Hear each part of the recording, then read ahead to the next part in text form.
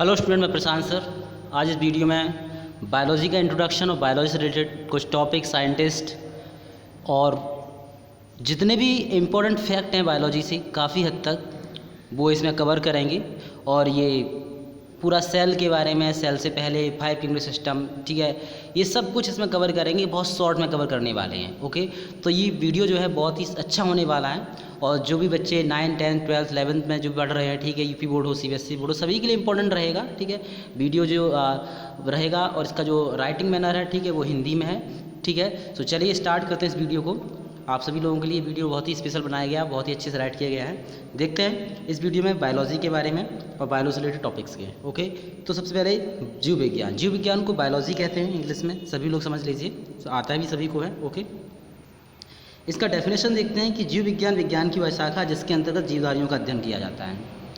Means जीव विज्ञान विज्ञान की वह शाखा है जिसके अंदर क्या करते हैं, जीवधारियों का अध्ययन करते हैं। ओके, उसे क्या कहते हैं, बायोलॉजी कहते हैं। बायोलॉजी शब्द का प्रयोग सर्वप्रथम लैमार्क एंड ट्रेविरनस ने किया था और 1801 ईस्वी में किया था। ओके, ये पॉइंट आप तैयार रखते हैं कि बायोलॉजी शब्द किसने किया था, लैमार्क एंड ट्रेविरनस ने, ठीक है, दिया था। उसके बाद जीव विज्ञान को 2 भागों में विभाजित कर सकते हैं। और कौन कौन सी शाखाएं हैं वो 2 हैं। एक जूलॉजी है और दूसरा क्या है, बॉटनी।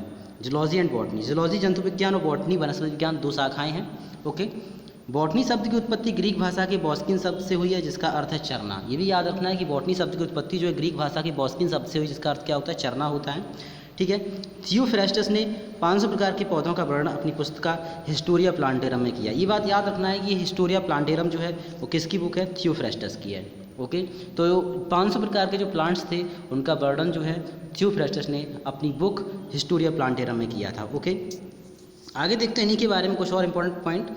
थियोफ्रेस्टस को वनस्पति विज्ञान का जनक कहा जाता है। हिप्पोक्रेट्स को मानव रोगों का पहला लेख लिखने के कारण चिकित्सा शास्त्र का जनक कहा जाता है।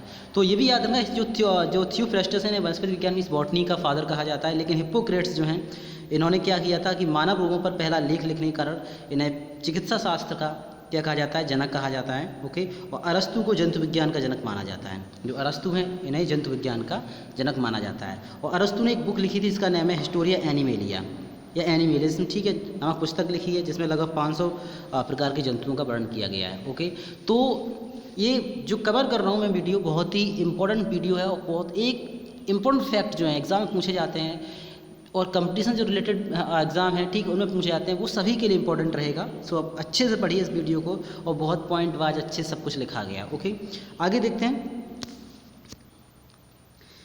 जीव विज्ञान को ऐसा है जिसके अंतर्गत जीवधारियों का वर्गीकरण किया जाता है, उसे क्या कहते हैं, टैक्सोनॉमी कहते हैं। इस टैक्सोनॉमी क्या होता है, वर्गीकरण क्या होता है, अगर ये पूछा जा रहा है तो बताएंगे कि जीव विज्ञान की ऐसा का जिसके अंतर्गत जीवधारियों का वर्गीकरण किया जाता है उसे क्या कहते हैं, वर्गीकरण कहते हैं। ओके, चलिए आगे देखते हैं। कुछ इंपॉर्टेंट फैक्ट और शाखाएं हैं, ठीक है, जैसे कि जीव विज्ञान जूलॉजी, इसके फादर अरस्तु हैं। वनस्पति विज्ञान बॉटनी, इसके थियोफ्रेस्टस हैं। पेलियोंटोलॉजी इसके लियोनार्डो दा विंसी हैं। यूजेनिक्स एम गाल्टन हैं। ओके, ये फादर सभी लोग तैयार कर लेने हैं अच्छी तरह से, बढ़िया से। ओके, मॉडर्न बॉटनी के लीनियस हैं, ठीक है, कैरोस लीनियस पूरा नाम है इनका। इम्यूनोलॉजी के एडवर्ड जेनर हैं। जेनेटिक्स के ग्रेगर जॉन मेंडल हैं। आधुनिक आनुवंशिकी मॉडर्न जेनेटिक्स के टी.एच. मॉर्गन हैं। ओके, साइटोलॉजी के रॉबर्ट हुक हैं। आगे देखिए, जूलॉजी के अरस्तु हैं। टैक्सोनॉमी के कैरोलस लीनियस हो गए हैं। मेडिसिन के हिप्पोक्रेट्स हो गए हैं। म्यूटेशन के ह्यूगो डिब्रीज हो गए हैं। और माइकोलॉजी जो है, ठीक है, मैकली हो गए हैं। माइकोलॉजी मतलब कवक विज्ञान जिसे बोलते हैं। ओके, उसके बाद प्लांट फिजियोलॉजी स्टीफन हेल्स हैं। बैक्टीरियोलॉजी के ल्यूवन हॉक हैं। और सूज मतलब माइक्रोबायोलॉजी के लुइस पास्चर हैं। ओके, तो ये फादर हैं। आप सभी को इतने फादर तो कम से कम तैयार होने चाहिए, 17 हैं इतने फादर जो इंपॉर्टेंट एग्जाम पूछ जाते हैं। तो आप सभी लोग बहुत अच्छे से तैयार होने चाहिए। आप सभी लोग इसे लिख भी सकते हैं, राइट कर सकते हो, तैयार अच्छे से करना है इस वीडियो में। ओके, क्योंकि बहुत अच्छे फैक्ट लेकर के आया हूँ। आगे चलते हैं थोड़ा, और इस वीडियो के मैं बता दूं 2 से 3 पार्ट होने वाले हैं, ठीक है, एक वीडियो कवर नहीं होगा जो मैंने पूरा राइट किया है, बताया है, ठीक है, 2 से 3 पार्ट होने चाहिए। और वो जो लगातार एक आज मैं डाल रहा हूँ, ठीक है, उस ओके, चलिए आगे चलते हैं जीवधारियों के वर्गीकरण पर। ठीक है, तो जीवधारियों का वर्गीकरण means classification of living things, इसमें जानेंगे थोड़ा बहुत, ठीक है, और इंपॉर्टेंट फैक्ट की थ्रू जानेंगे। इसमें पढ़ते हैं क्या लिखा हुआ है, समझते हैं बहुत अच्छी तरह से देखा, अपेक्षाकृत समानता एवं विषमताओं के आधार पर जीवधारियों को विभिन्न समूह में विभाजित करने के वर्गीकृत कहते हैं। कहने का मतलब है कि सिमिलरिटी एंड डिससिमिलरिटी की बेस पर ऑर्गेनिज्म को हम क्या करते हैं, वर्गीकृत करते हैं, ठीक, क्लासीफाइड करते हैं। ठीक है, जीव विज्ञान की वह शाखा जिसमें वर्गीकरण का अध्ययन किया जाता है उसे क्या कहते हैं, टैक्सोनॉमी कहते हैं। ओके, तो बायोलॉजी की वह ब्रांच जिसके अंतर्गत हम क्या करते हैं, जिसमें वर्गीकरण का अध्ययन किया जाता है, किसमें, क्लासिफिकेशन अध्ययन की, उसे क्या बोलते हैं, टैक्सोनॉमी बोलते हैं। टैक्सेस मीन्स एंड नॉमस से मिलकर बना हुआ है। ठीक है, जिसमें टैक्सेस मीन्स क्या होता है, अरेंजमेंट होता है। ठीक है, और नॉमेनक्लेचर होता है। ठीक है, नॉमेनक्लेचर होता है। तो ग्रीक शब्दों से मिलकर बना हुआ है, टैक्स नॉमस ग्रीक शब्दों से मिलकर बना हुआ है, अर्थात नियमानुसार व्यवस्थित करना। ठीक है, नियमानुसार व्यवस्थित करना। एक है जॉनरे नामक वैज्ञानिक ने किसी एक प्रकार के जीवधारियों के लिए स्पीसीज अर्थात जाति शब्द का प्रयोग किया था।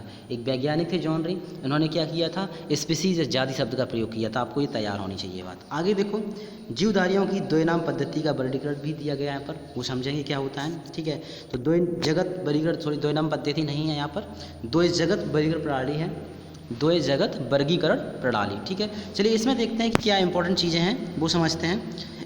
ठीक है, तो एक साइंटिस्ट ने अरस्तु द्वारा क्या किया, समस्त जीवों को दो समूह में विभाजित कर दिया गया। ठीक है,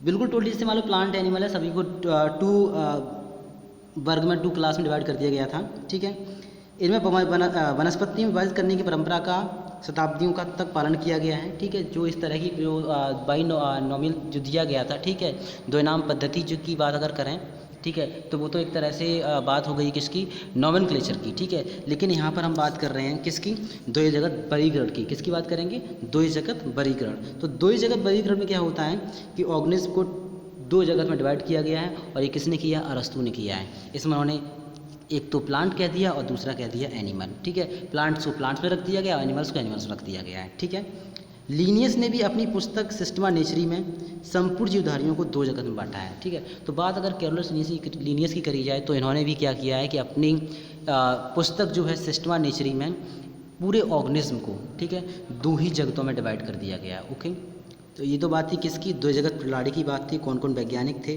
जिन्होंने ये प्रणाली दी है। आगे हम और देखते हैं थोड़ी सी बात।